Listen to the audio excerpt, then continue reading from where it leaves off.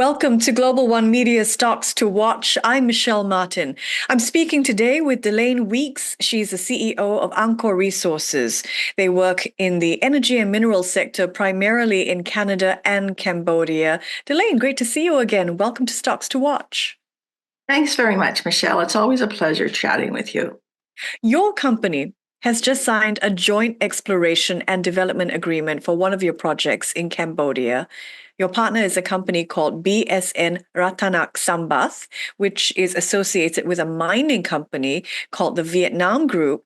Tell us more about this agreement. What does this license cover?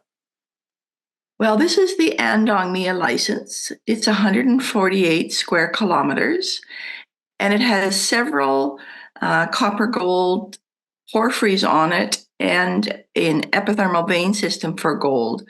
So we're looking forward to advancing that with them very shortly, but it's a very substantial license and probably one of our favorite.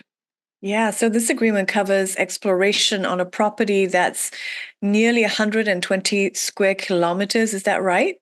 148, yeah. And it's in the Ratanakiri province in Cambodia. Wonderful. What are the strategic advantages for Angkor Resources of working with BSN? Well, like you mentioned earlier, it's an associate of the Vietnam Group. They have other mining projects, so they're well acquainted with the industry and in Southeast Asia. Ultimately, their team has already been on the ground, but from a strategy perspective, we have a Southeast Asian well-experienced team to partner with us. And ultimately, they're right next door for their main office. So they've already had their team on the ground, and I think I'm really excited that we have a cooperative exploration team that's using both ours and theirs to advance this.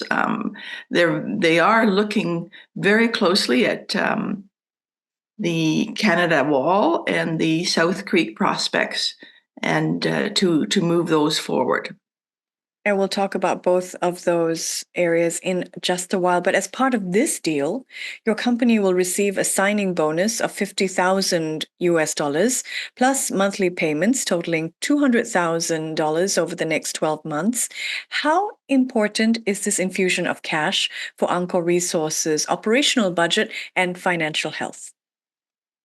Well, that was the upfront money that we had agreed upon, and I guess funds are always good. I mean, we don't turn down funds on mineral properties, but it's also a commitment to the project itself that says yes, we're in, and I am actually quite happy to have it on a monthly basis over 12 months rather than all upfront. I think it helps with the amount that they're putting into operations as well. So yeah, I think it's A, great commitment, B, in a timely manner, and C, just helps advance the first 12 months. And it's also worth noting that in addition to the set monthly payments, BSN will also pay for 100% of the exploration costs on this property. Is that right?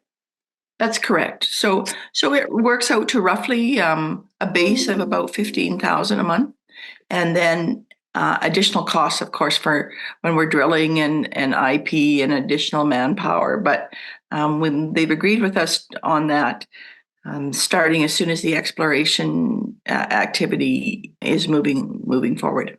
And speaking of agreement, I understand that Angkor Resources and BSN have decided to prioritize two areas on the property. One is called Canada Wall, and the other is South Creek, both of which you mentioned previously. Why did you choose these two spots to start your work together?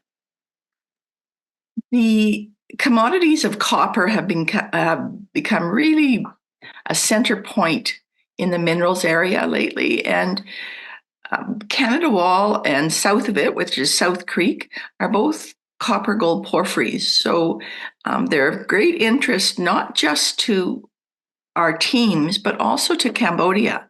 Cambodia doesn't have a copper mine at this time. And I think we're all keen to move that forward. And this is a very large system.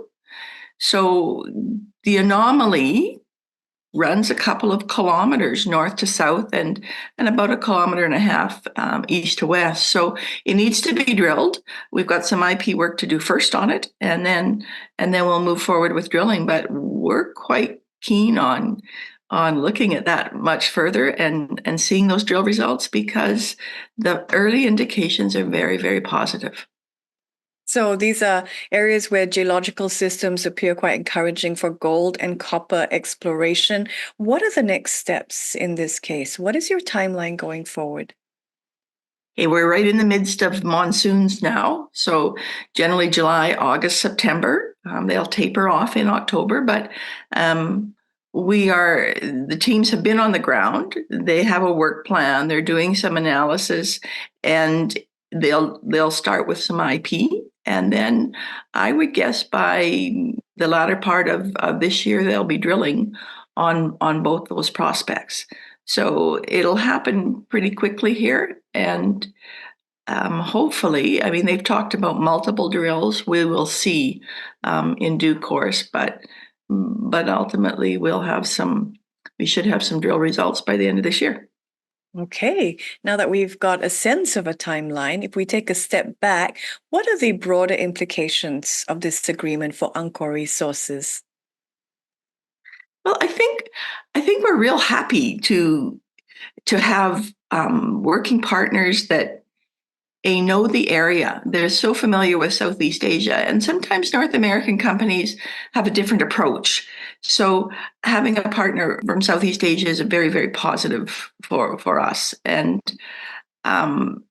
ultimately, we now have two of our licenses lined up with 100% partners that are paying those costs for the license.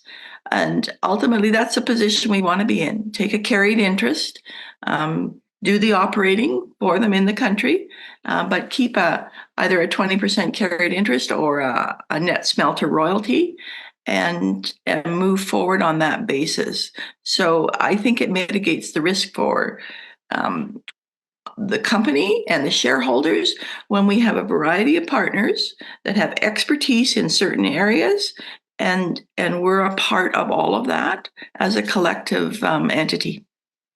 So I was taking a look at Angkor Resources share price, and it's doubled over the past year or so. It's also trading near the top of its 52-week range as we speak. So Delayne, particularly given the exploration agreement in Cambodia that we've been talking about today, why is your company a stock to watch? Well, I think even though it's doubled, I think it has a long way to go. And I think the value of the deals that we have made in the last 9 months are very significant.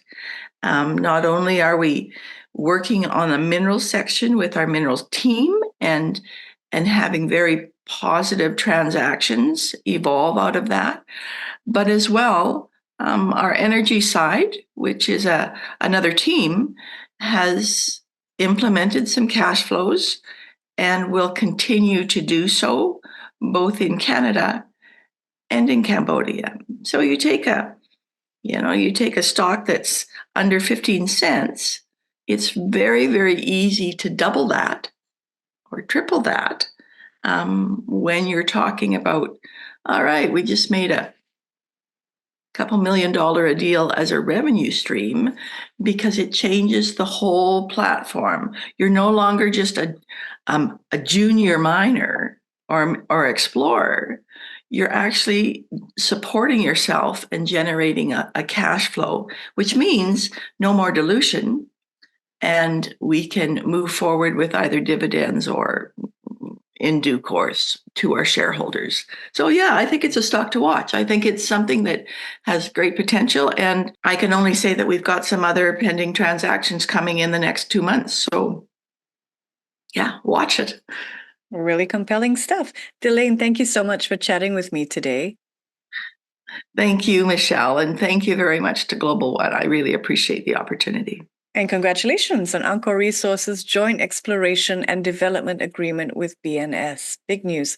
We've been speaking with Delayne Weeks. She's the CEO of Angkor Resources. And I'm Michelle Martin. I'll see you next time right here on Stocks to Watch.